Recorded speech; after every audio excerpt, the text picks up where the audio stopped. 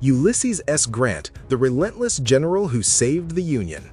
Ulysses S. Grant was one of the most influential military leaders in American history. Rising from an unassuming background, he became the Union's greatest general during the American Civil War and later served as the 18th President of the United States. His calm determination, relentless strategy, and refusal to accept defeat made him the man who ultimately brought the Civil War to an end. Born on April 27, 1822 in Point Pleasant, Ohio, Grant attended the United States Military Academy at West Point, graduating in 1843.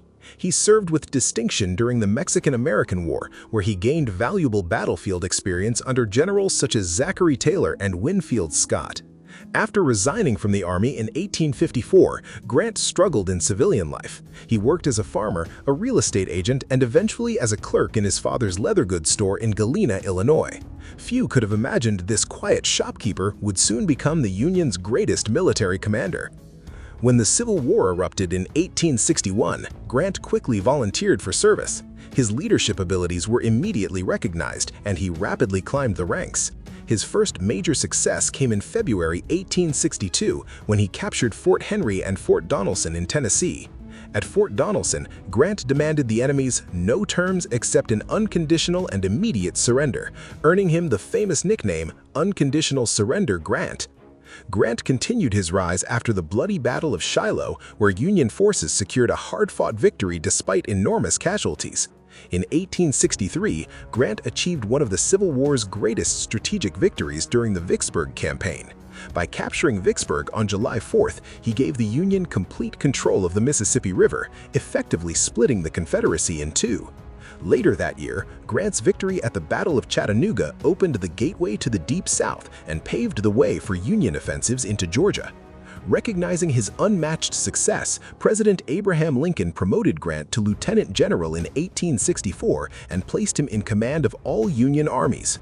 Working closely with General William Tecumseh Sherman, Grant launched a relentless series of campaigns against Confederate General Robert E. Lee.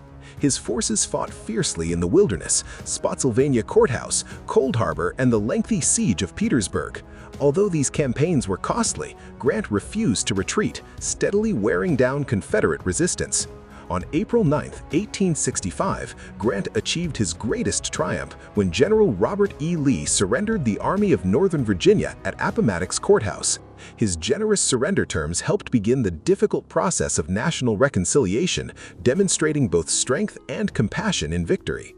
Grant's popularity carried him into politics, and in 1868 he was elected the 18th President of the United States, serving 2 terms from 1869 to 77. As president, he worked to protect the civil rights of formerly enslaved Americans, fought against the Ku Klux Klan, and supported Reconstruction efforts, although his administration was also overshadowed by several political scandals involving members of his government. Ulysses S. Grant died on July 23, 1885, after battling throat cancer. Today, historians remember him not only as the general who preserved the Union, but also as a determined leader who overcame repeated personal setbacks to change the course of American history. His military brilliance, resilience, and unwavering commitment to victory secured his place among the greatest generals the United States has ever produced. William Tecumseh Sherman, the general who broke the Confederacy. William Tecumseh Sherman was one of the Union's most brilliant and controversial commanders during the American Civil War. Rising to the rank of Major General, Sherman became famous for his bold campaigns that crippled the Confederacy's ability to continue fighting. Born on February 8, 1820 in Lancaster, Ohio, Sherman graduated from the United States Military Academy at West Point in 1840. Before the Civil War, he served as an Army officer, worked as a banker in California, practiced law briefly, and later became the superintendent of the Louisiana State Seminary of Learning and Military Academy, now Louisiana State University. He resigned that position when Louisiana seceded from the Union. When war broke out in 1861, Sherman returned to military service. Although his early performance drew criticism, he soon proved himself under General Ulysses S. Grant at the Battle of Shiloh in 1862. Sherman later played a vital role in the successful Vicksburg campaign, helping the Union gain control of the Mississippi River. He also contributed significantly to the victory at Chattanooga, opening the gateway to the Deep South. Sherman's greatest achievements came in 1864. During the Atlanta campaign, his forces captured the vital city of Atlanta, delivering a major blow to the Confederacy and boosting Northern morale. Then he launched the famous March to the Sea, leading 60,000 Union soldiers from Atlanta to Savannah while destroying railroads, factories, bridges, and military supplies. This strategy of hard war weakened the South's ability and willingness to continue fighting. He completed his victories during the Carolinas campaign, forcing Confederate resistance to collapse. After the Civil War, Sherman became commanding general of the United States Army, succeeding Grant. Despite widespread public support, he repeatedly refused calls to run for president, insisting that he had no interest in political office.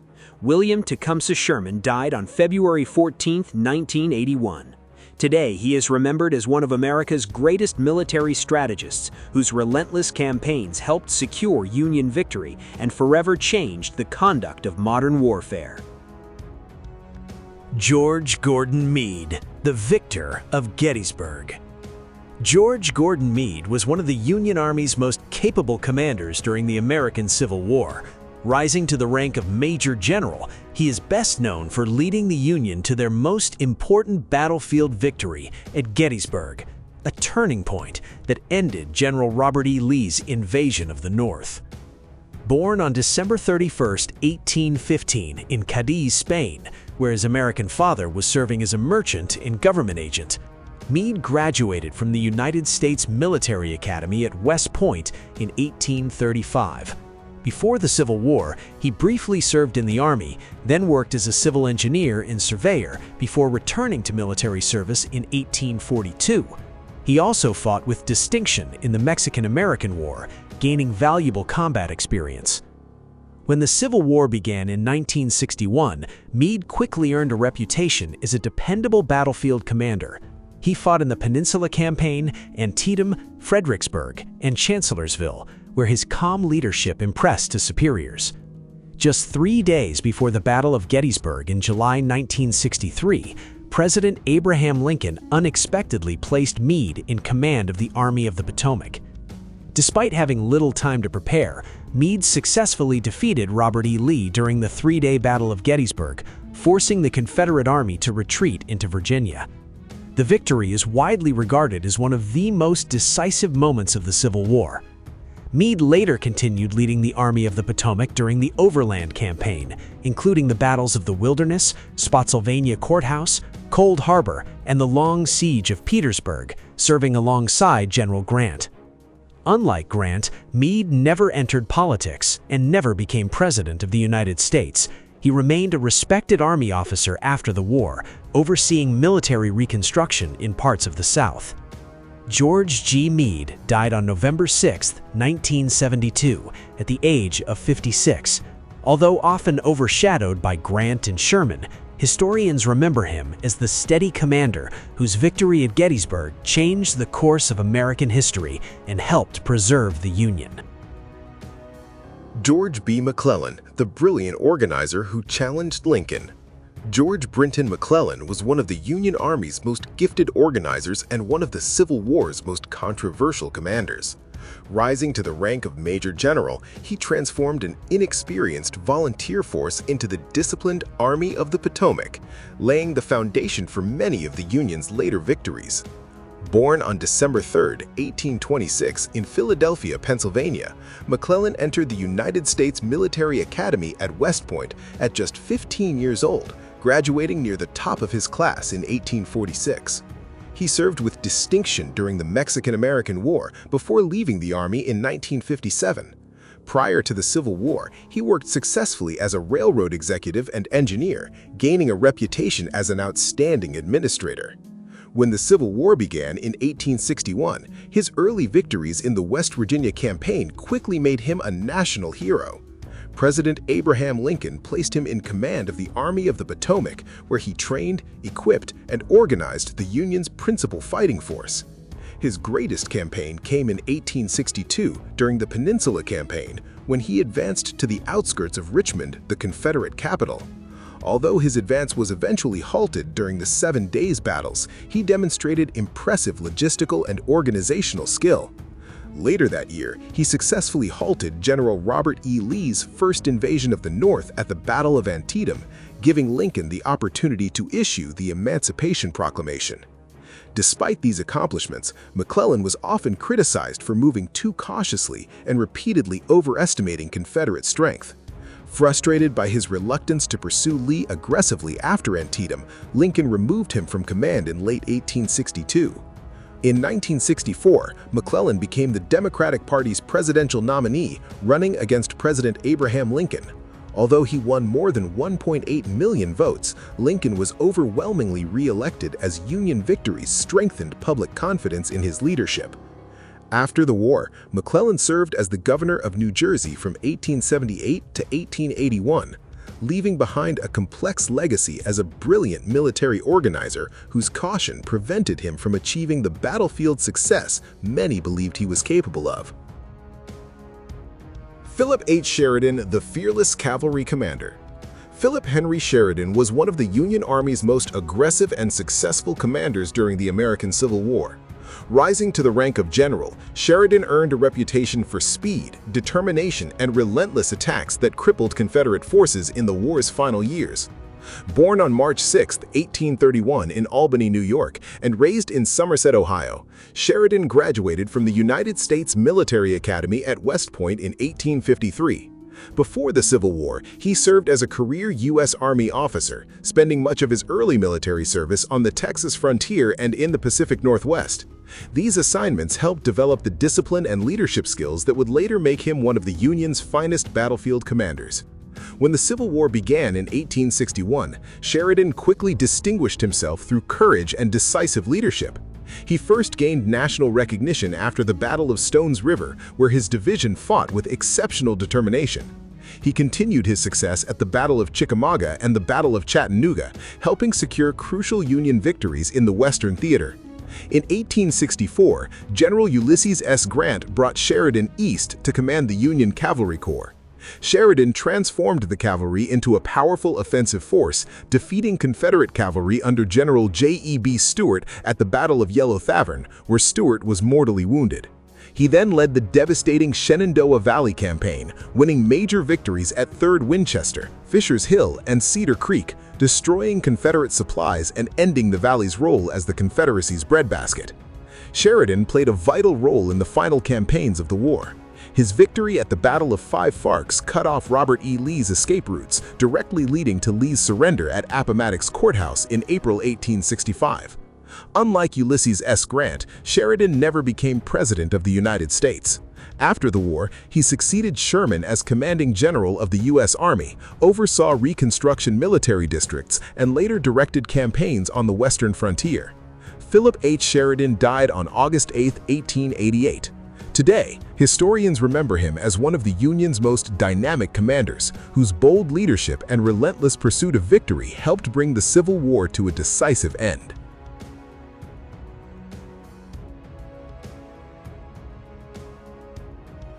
Winfield Scott Hancock, the hero of Gettysburg. Winfield Scott Hancock was one of the Union Army's finest battlefield commanders during the American Civil War.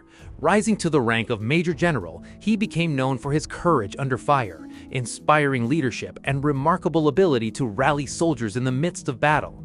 His fearless conduct earned him the nickname Hancock the Superb.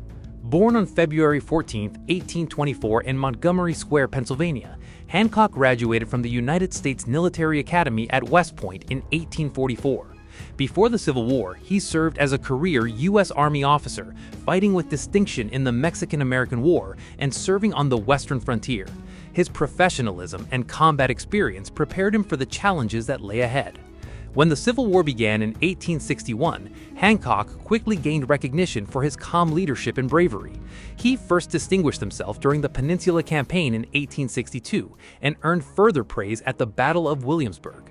He fought with great determination at Antietam, Fredericksburg, and Chancellorsville, becoming one of the Army of the Potomac's most trusted corps commanders. Hancock's greatest moment came during the Battle of Gettysburg in July 1863. After the death of General John F. Reynolds, Hancock was sent to take command of the Union forces on the field. His quick decisions helped organize the Army's defenses on Cemetery Ridge. On the third day of the battle, he personally directed Union troops during Pickett's charge, despite suffering a serious wound. His leadership was instrumental in securing one of the Union's most decisive victories. Hancock continued to command the Second Corps during General Ulysses S. Grant's overland campaign, fighting in the Wilderness, Spotsylvania Courthouse, Cold Harbor, and the long siege of Petersburg. His corps became one of the Union Army's most respected fighting forces. After the war, Hancock remained in the Army and became the Democratic Party's nominee for president in 1880. He narrowly lost the election to James A. Garfield, making him one of the closest presidential runners-up in American history. Winfield Scott Hancock died on February 9, 1886. Remembered as one of the Civil War's greatest battlefield leaders, his courage, discipline, and devotion to his soldiers secured his place among the Union's most respected generals.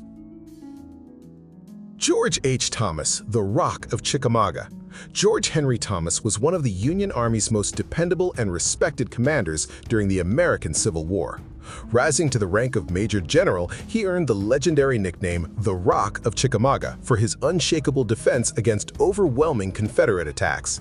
Although less famous than Grant or Sherman, many historians consider Thomas one of the Union's most talented battlefield generals.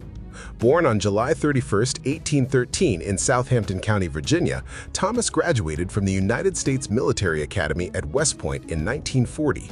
Before the Civil War, he served as a career U.S. Army officer, gaining valuable combat experience during the Mexican-American War and later teaching artillery and cavalry at West Point. Despite being a Virginian, Thomas remained loyal to the Union when his home state seceded, a decision that permanently strained relations with many members of his family. Thomas first gained national recognition after winning the Battle of Mill Springs in January 1962, one of the Union's earliest significant victories in the Western Theater. He continued to distinguish himself at the Battle of Shiloh, Perryville, and Stones River, where his calm leadership helped stabilize Union forces during fierce fighting.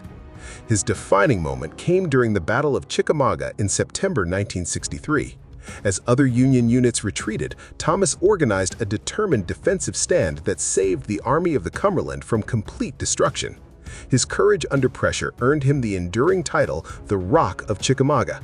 He followed this achievement by helping secure the Union victory at Chattanooga, opening the Deep South to future offensives. Thomas reached the height of his military career at the Battle of Nashville in December 1964. There, he decisively defeated Confederate General John Bell Hood's Army of Tennessee, delivering one of the most complete Union victories of the war and effectively destroying the Confederacy's last major army in the West. Unlike several of his contemporaries, Thomas never pursued the presidency or political office. He remained a professional soldier after the war, continuing his service in the United States Army until his death on March 28, 1970. Today, George H. Thomas is remembered as one of the Civil War's finest tacticians, a quiet, disciplined commander whose steadfast leadership and decisive victories played a crucial role in preserving the Union. Joseph Hooker, the general who rebuilt the Army of the Potomac. Joseph Hooker was one of the Union Army's most energetic and charismatic commanders during the American Civil War. Rising to the rank of Major General, he earned the nickname Fighting Joe, a title that originated from a newspaper printing error but remained with him throughout his career.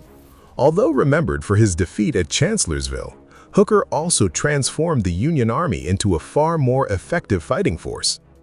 Born on November 13, 1814 in Hadley, Massachusetts, Hooker graduated from the United States Military Academy at West Point in 1837.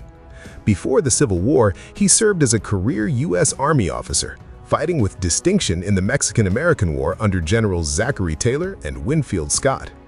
After resigning from the Army in 1853, he worked as a farmer and land developer in California until the outbreak of the Civil War. Returning to military service in 1861, Hooker quickly gained recognition for his aggressive leadership. He distinguished himself during the Peninsula Campaign, the Battle of Antietam, and the Battle of Fredericksburg, where his troops performed exceptionally well despite the Union defeat. His battlefield reputation led President Abraham Lincoln to appoint him commander of the Army of the Potomac in early 1863. Hooker's greatest contribution came not on the battlefield, but in rebuilding the Union's principal army.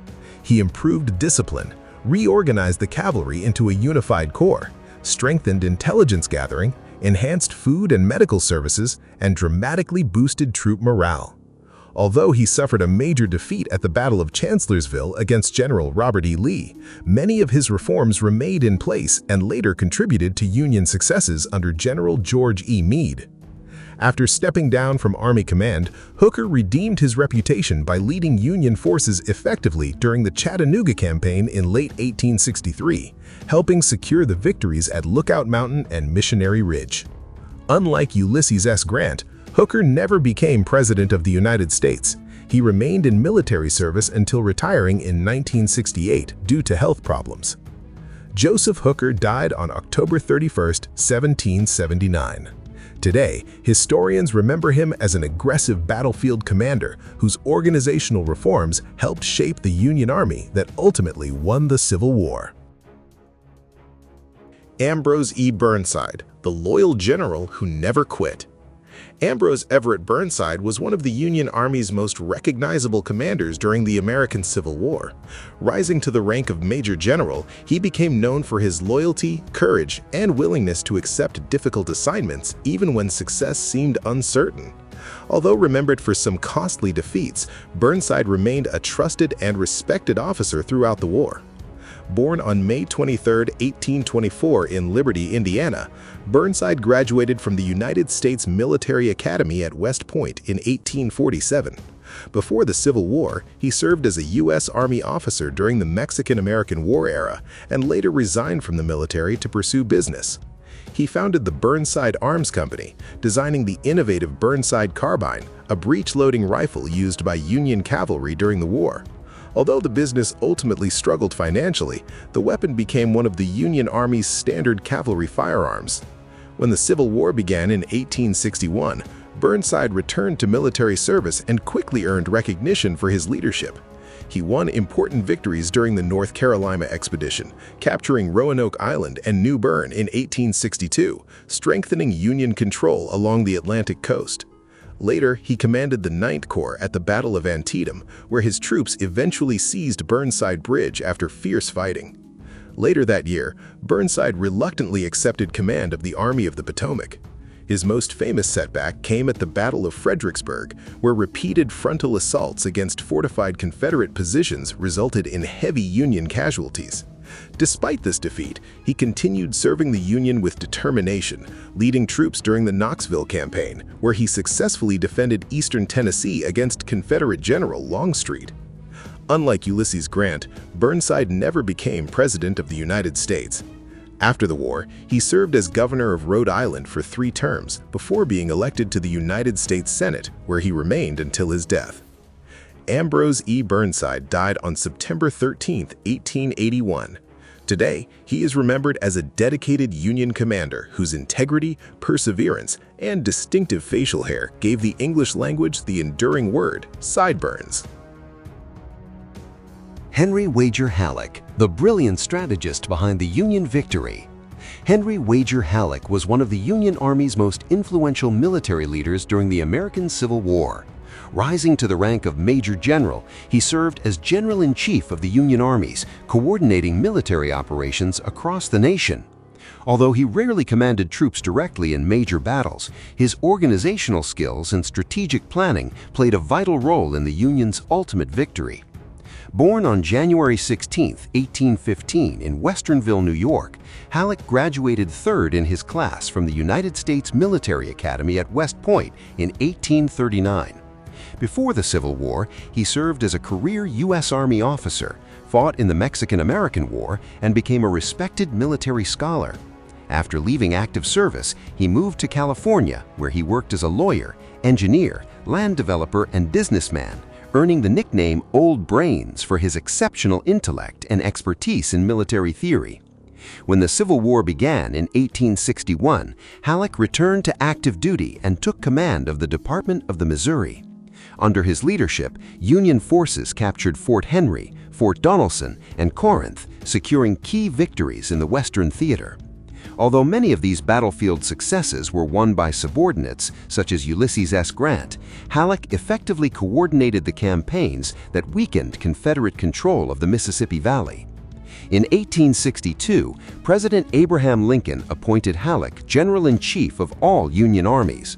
From Washington, he supervised military strategy, managed logistics, coordinated multiple theaters of war, and worked closely with Union commanders. While often criticized for being overly cautious and reluctant to make bold decisions, Halleck proved to be an exceptional military administrator. After Grant became General-in-Chief in 1864, Halleck continued serving as the Army's Chief of Staff, ensuring the efficient movement of soldiers, supplies, and reinforcements that sustained Union offensives until the war's end. Unlike Ulysses S. Grant, Halleck never became President of the United States. He remained in military service after the war, commanding the Military Division of the Pacific and later the Division of the South. Henry W. Halleck died on January 9, 1872. Today, historians remember him as the Union's master organizer, a brilliant strategist whose behind-the-scenes leadership helped make victory possible, even if he rarely received the public acclaim given to the generals on the battlefield.